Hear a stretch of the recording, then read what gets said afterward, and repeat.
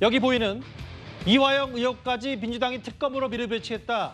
이와 비슷한 관련 있다면 관련 있을 속보가 있어서 그것부터 먼저 저희 뉴스탑10 만나봐야 될 것 같습니다. 바로 이 내용입니다. 최근에 이른바 검찰청에 술판 의혹을 제기했던 이화영 전 부사 측이 보석을 신청했던 것으로 뒤늦게 알려졌습니다. 제가 한번 쭉쭉 읽어볼까요? 속보 내용은. 그렇죠. 다음 달 1심 선고 6월 7일 선고를 앞두고, 그러니까 1심 선고를 한 달여쯤 앞두고 보석을 신청한 이화영 전 부지사 측인데요. 이화영 전 부지사 측의 얘기는, 아니 김성태 전 회장 등 공범들이 이미 석방이 돼 있는데 나는 왜 계속 수감된 상태냐라고 하면서 구속 만기일이 6월 21일까지인데 1심 선고는 6월 7일이고요. 보석을 신청했습니다. 알려지기로는 또 있나요? 속보가? 그렇죠. 이 내용은 이화영 전 부지사에게 이미 검찰은 징역 15년에 벌금 10억 원을 구형한 상태고 1심 선고 6월 7일 이걸 좀 앞두고 있었습니다. 하나하나 짚어볼게요. 이현정 의원님. 네.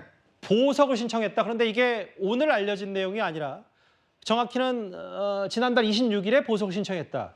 그 얘기는 이화영 전 부지사 측이 최근에 연일 술판 의혹을 제기했을 때 공통적으로 그 비슷한 시점에 또 보석까지 신청한 셈이었네요. 네.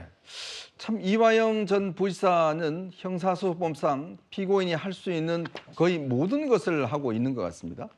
참 이 재판이요. 앞으로 아마 로스쿨 학생들한테는 중요한 연구 대상이 될 것 같은데요. 이화영 전 부지사 이번에 이제 보석 신청을 했죠. 그 전에 또 재판부 기피 신청을 했습니다.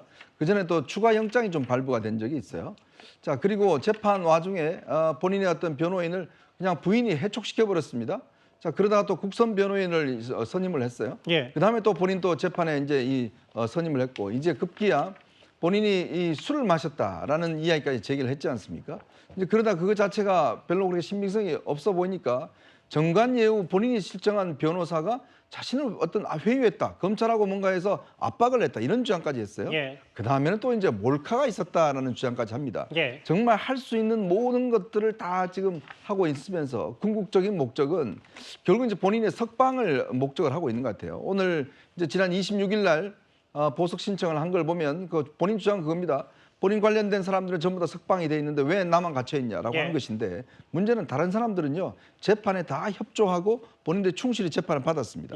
근데 이화영 전 부지사는 그동안 이 여러 가지 혐의에 대해서 본인의 어떤 재판 지연, 진술 번복 뭐 등등 정말 불량하게 재판을 받았거든요. 그렇기 때문에 아마 재판부도 이거에 대해서는 관용을 베풀지 않았고, 검찰도 추가 영장을 발부하면서 결국 그 구속 기간을 연장을 했습니다. 맞아요. 아마 이런 지금에 와서 보면 이렇게 검찰의 어떤 이 뭐 불법적인 어떤 이 음주라든지 뭐 등등 이런 것들을 이야기한 걸 보면 결국은 검찰이 나를 압박했기 때문에 이 진술 자체가 잘못됐다. 이재명 대표에게 불리한 진술. 그렇죠. 그러니 자, 재판장님, 내가 다툼의 여지가 있으니까 예. 나를 좀 보석을 해줘서 뭔가 나도 좀 대응할 수 있도록 준비할 수 있도록 해달라라는 것들을 좀 하기 위해서 실제로 저런 어떤 좀 소동을 벌인 게 아닌가.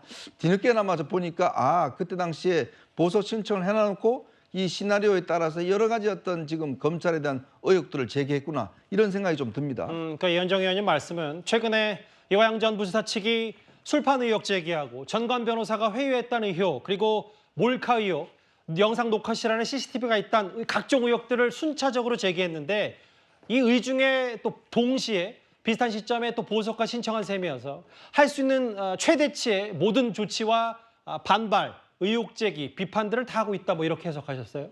정혁진 변호사님, 저하고 화면을 같이 볼까요? 조금 전에 동아일보로부터 단독 보도 나온 이 속보 내용, 그러니까 이미 지난달 26일, 오늘이 5월 2일인데, 5월 3일인데 이미 일주일 전쯤에 보석 신청을 했고 1심 선고를 6월 7일, 한 달 정도 앞두고 보석 신청했다. 오랜 기간 본인이 구속돼서 재판을 받아왔고 공범들이 이미 석방이 됐는데 나는 뭐냐, 이런 취지인데, 정혁진 변호사님. 네네. 뭐 이건 표면적인 이유고 보석을 신청한 진짜 이유에 대해서 해석의 여지가 있다면 어떤 게 있을까요? 제가 봤을 때는 이화영 부지사는 무죄는 포기했다라는 이야기죠. 왜냐하면 6월 7일에 선고 예정되어 있지 않습니까? 그런데 아무리 검찰이 징역 15년에 벌금 10억을 구형했다고 한들 판사가 무죄다 그러면 풀려나는 거예요. 그렇죠. 그런데 지금 풀려나려면 한 달만 더 참으면 무죄 받아가지고 풀려날 사람이 보석 신청을 하겠습니까? 제가 봤을 때에는 이미 유죄가 나올 거다라고 하는 건 제가 봐도 이화영 부지사는 유죄 나올 수밖에 없어요. 가능성이 높다. 예. 굉장히 높고 징역이 15년이냐 20년이냐 아니면 10년이나 이런 정도만 차이가 있는 건데 예. 그걸 누구보다도 잘 아는 사람이 이화영 부지사다. 본인이 한 일이 있으니까. 그런데 전 좀 안타깝다는 생각이 드는 게 오랜 기간 구속돼 재판받아왔고 뭐가 오랜 기간입니까? 제가 봤을 때 10년 이상의 중형이 예상될 것으로 보여지는데 예. 앞으로 구속돼 있을 그 일들은 그 날들은 구속되어야 할 날들은 아주 창창하게 남아 있는데 그런데 이 정도 뭐 한 1년 넘여 정도 구속돼 있다고 해가지고 벌써부터 오래됐다라고 하면 도대체 앞으로 수감 생활 어떻게 할 것인지 그다음에 그렇게 수감 생활하는 게 싫으면은 정확하게 자백하고 그 판사한테 선처를 구해야지 판사한테 기피 신청부터 해가지고 온갖 있을 수 있는 모든 일들은 다 해놓고 지금에 와가지고 보석을 신청한다. 제가 봤을 때는 상식적으로 납득이 되지가 않습니다. 수감 기간이 뭐 길다고 생각하는 건 또 주관적인 표현일 수 있으니까 그 부분 잠깐 순화하기로 하고요. 장현주 변호사님 이런 것 같아요. 지금 일전에 지금 정혁진 변호사가 언급하신 부분은 이게 참 이례적인 거 아니냐. 1심 선고 6월 7일인데 한 달여 정도밖에 안 납두고 이례적으로 보석을 신청한 게 본인이 무죄 선고받기를 사실상 포기한 거 아니냐는 지적. 글쎄 그거에 대해서는 어떻게 생각하시는지 궁금하거든요. 글쎄요. 사실 여러 분석들 나올 수 있을 것 같은데요. 물론 비록 이제 1심 선고일이 6월 7일로 예정되어 있으니까 뭐 한 달 조금 더 남은 상황에서 보석 신청한 것은 시기적으로 맞는 것 같습니다. 그러나 이것이 뭐 반드시 뭐 유무죄가 어떻게 될 것을 예상하고 보석 신청을 했다라고 보기까지는 좀 어려울 것 같다는 생각은 또 드는 것이 예. 사실 공범으로 지적되고 있던 뭐 김성태 전 회장이라든지 이런 사람들이 이미 석방이 돼서 불구속 상태에서 재판 받고 있거든요. 예. 사실 피고인의 입장에서는 구속되어서 재판을 받는 것과 예. 불구속 상태에서 재판을 받는 것, 그 피고인의 방어권 측면에서 굉장히 큰 차이가 있습니다. 당연히 주관적으로 느끼는 부분에 있어서도 굉장히 큰 차이가 있을 수밖에 없기 때문에 예. 당연히 석방에 대한 신청, 석방에 대한 어떤 그런 뭐 요구라든지 이런 부분들에 대해서는 언제든지 생각할 수 있다라고 생각은 들고요. 다만 이제 1심 선고가 6월 7일이고 이제 그때 이제 유죄가 나올지 뭐 무죄가 나올지 우리가 뭐 예견하고 하기는 어렵겠지만 네. 그런 상황에서도 보석 정도는 저는 신청할 수 있다라고 생각은 들고요. 그러니까 아예 엄청나게 이례적이진 않다라고 보시네요. 뭐 그렇죠. 사실 저도 이런 경우는 사실 드물게 봐서 질문을 드린 거였는데. 그러니까 이런 부분 같은 경우에는 사실 변호인이나 또는 이제 피고인의 판단인 것 같습니다. 예. 뭐 정답이 정해져 있다라고 보기는 어려울 것 같고 예. 1심 선고가 곧 예정되어 있으니까 보석 청구를 꼭 안 한다 뭐 이렇게 보기는 어려울 것 같고요. 판단에 따라서 때로는 보석 신청도 이 경우에 하는 경우도 있기 때문에 예. 본인이 1심 선고를 앞두고 있다라고 하더라도 만약에 1심 선고 결과를 예단한다라고 하더라도 보석 신청도 저는 가능한 것은 아닌가 이렇게 생각합니다. 뭐 법의 테두리 안에서는 본인이 피고인 신분으로 살 수 있는 조치는 다 할 수 있으니까요. 정혁진 변호사에게 짧게 질문하고 속보로 넘어갈게요. 단언할 수는 없는데 재판부가 보석 신청 받아들이겠습니까? 받아들이겠습니까?